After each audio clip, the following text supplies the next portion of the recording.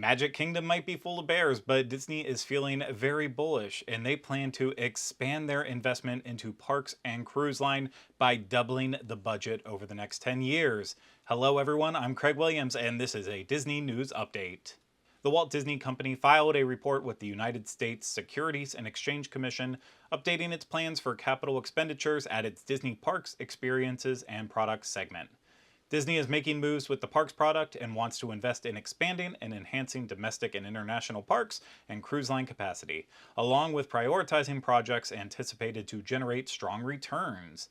DPEP will expand its investment to roughly $60 billion over the course of approximately 10 years versus the prior 10 years. Disney's turbocharging of parks, experiences, and products will see the company accelerate the storytelling, expanding its footprint, advancing commercial, leveraging talent, and reaching new fans.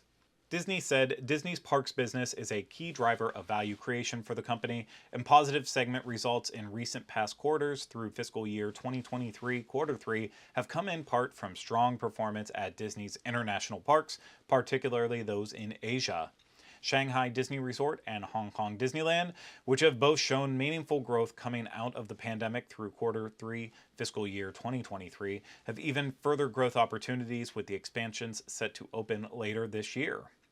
However, in addition to development plans already underway, there is significant room for further expansion on land and at sea. In fact, Disney Parks has over 1,000 acres of land for possible future development to expand theme park space across its existing sites, the equivalent of about 7 new Disneyland parks. Meanwhile, Disney Cruise Line serves as a powerful ambassador for the brand in ports and markets around the globe beyond its theme parks, including Australia and New Zealand for the first time later this year, extending the reach of Disney's high-quality experiences. As previously announced, over the next 2 years, Disney will nearly double the worldwide capacity of its cruise line, adding 2 ships in fiscal year 2025 and another in 2026, delivering even further growth potential and introducing new markets to Disney experiences, including a new home port in Singapore beginning in 2025 to expand its reach further into the Asia-Pacific region. Disney also cites its own untapped potential to try and reach more consumers and create new fans and loyal customers beyond its existing fans. According to Disney's internal research, there is an addressable market of more than 700 million people with high Disney affinity it is yet to reach with its parks, and for every one guest who visits a Disney park, there are more than 10 people with Disney affinity who do not visit parks. Disney showcased in their report that Disney Parks, Experiences, and Products segment revenue has continued to grow year after year, with its operating margin remaining pretty steady over the years, with the pandemic years being removed from the picture. Disney has seen that its investment in its biggest brand since Cars Land in 2012 has proven to be successful, including its investment into intellectual properties like Mickey Mouse, Star Wars, Frozen, Toy Story, Avatar, Avengers, and Tron.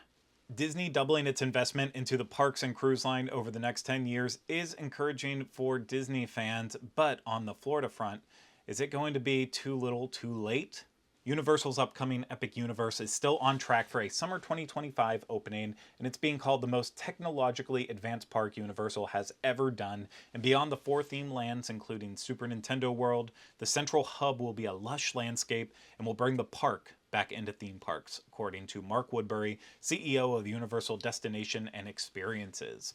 As part of the expansion, Universal is adding 2,000 more hotel rooms with an unprecedented hotel integration into the park experience, and a fleet of electric buses will transport guests to the site from the current Universal Orlando campus. Beyond Epic Universe, Universal has its Las Vegas Halloween installation coming in 2025, and the family theme park coming to Texas in 2026. I mention this because Disney fans have been waiting for the response to Epic Universe, and while this isn't the response that anyone wants, it's at least good to know what Disney's planning on investing into the parks in the future. On the domestic Disney parks front, we know some of the upcoming projects for Walt Disney World thanks to Destination D23. The Dino Land USA reimagining and Beyond Big Thunder project at Magic Kingdom would fall into this 10-year timetable, so while the concepts are still blue sky, it does appear they will happen, but what they might include is still up in the air. Over on the West Coast, the Disneyland Forward effort just hit a milestone with its environmental impact report being released. The expansion would impact air quality, greenhouse gas emissions, and noise in the area, requiring Disney to implement many of the same conservation measures already in place at the Disneyland Resort, along with sound barriers and sadly no fireworks in the expansion area. However, the expansion wouldn't impact transportation in the neighborhoods around Disneyland, so Disney hopes the project will be reviewed by the Anaheim City Council and receive approval before the end of 2024. Disney wants to spend money, so hopefully they can continue forward with these projects, and hopefully Magic Kingdom doesn't have any more bear issues in the future. Unless you were up a tree yesterday, and not the tree that the bear was spotted in, there were parts of Magic Kingdom shut down, including Adventureland, Frontierland, and Liberty Square, due to a black bear being spotted. The Florida Fish and Wildlife Conservation Commission officers and biologists with the Bear Management Program were deployed to Magic Kingdom to capture and relocate the bear, who they believe was likely moving through the area searching for food.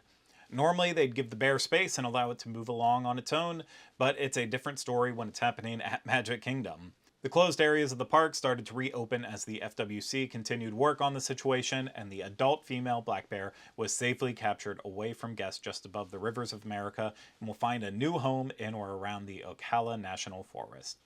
Enough bear jokes were thrown around yesterday that I barely have enough energy for one more pun, so that's going to do it for this Disney news update. You can read more about these stories as well as other recent news from Disney parks, including Mirabelle meeting guests at Magic Kingdom, as well as the new Epcot Reimagined merch collection giving off classic Epcot vibes, over at wdwinfo.com.